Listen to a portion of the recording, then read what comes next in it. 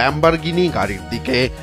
সেই উত্তেজনা চেপে রাখতে না পেরে তারা সোজা ছুটে গেল গাড়ির শোরুমের ভেতরে। সেখানে ম্যাকলারেন 720S ও বেন্টলির মতো আরও চোখ ধাঁধানো সুপারকার ছিল সারি বাঁধা। আর তা দেখে দুই শিশুর নির্মল আনন্দ ও উচ্ছ্বাস নজর এড়ায়নি গাড়িটির মালিকের। তিনি সঙ্গে সঙ্গে তাদের ডেকে আনেন।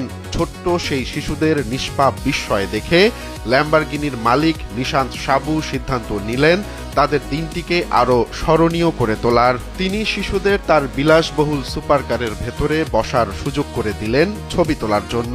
গাড়ির ভেতরে বসে শিশুদের হাসিমাখা মুখ ও উচ্ছল মুখভঙ্গির একটি ভিডিও সামাজিক যোগাযোগ মাধ্যমে মুহূর্তেই ভাইরাল হয়ে যায়।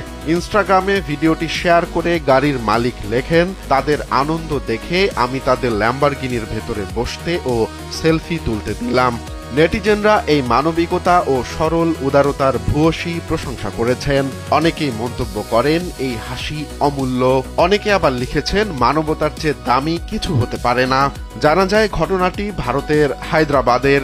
যিনি ভিডিওটি করেছেন তার নাম নিশান্ত সাবু, যিনি সিরামিক প্রো হায়দ্রাবাদের প্রতিষ্ঠাতা এবং একজন সোশ্যাল মিডিয়া কন্টেন্ট ক্রিয়েটর। প্রায় তিনি সামাজিক যোগাযোগ মাধ্যমে তার বিলাসবহুল গাড়ির বিভিন্ন ভিডিও শেয়ার করেন। এর আগেও তিনি নিজের ল্যাম্বরগিনি হুরাকান পারফরম্যান্টে একজন জুস বিক্রেতাকে চড়ার সুযোগ দিয়েছিলেন।